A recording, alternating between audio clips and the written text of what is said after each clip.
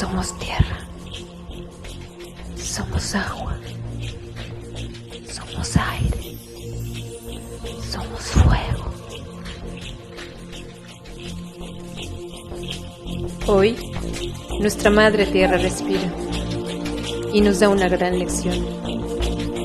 Nos muestra que ella, como ser vivo e inteligente, es creadora de su propio hábitat, con la capacidad de recrearse a sí misma y reinventar su entorno, con o sin ayuda de la presencia humana.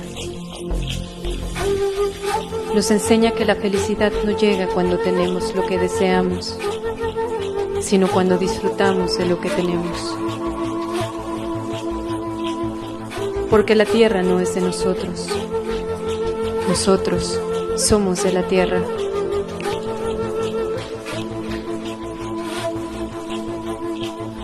Un renacimiento que amorosamente nos invita a florecer por dentro y así obtener la claridad y la fortaleza para evolucionar en una nueva oportunidad de vivir en ella. Sin embargo, nuestros siguientes pasos deberán ser dados respetando, honrando, cuidando y amando a nuestra madre naturaleza, quien con su sabiduría y bondad nos provee de todo lo necesario para vivir en equilibrio. No olvidemos que la verdadera medicina está en la naturaleza y que el poder más grande para sanar es el amor.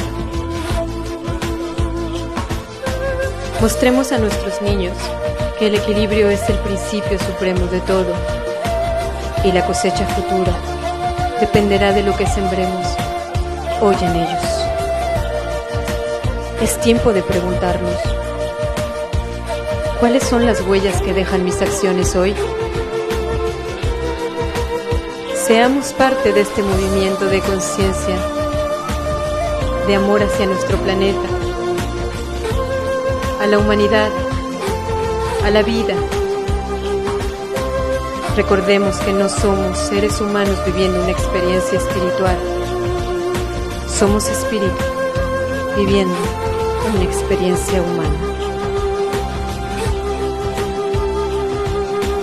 Así que hoy ríe, canta, danza, juega, sueña, perdona, ama cada segundo de cada momento que vivas. Silenciando nuestro ego, el poder se elevará. Es tiempo de despertar.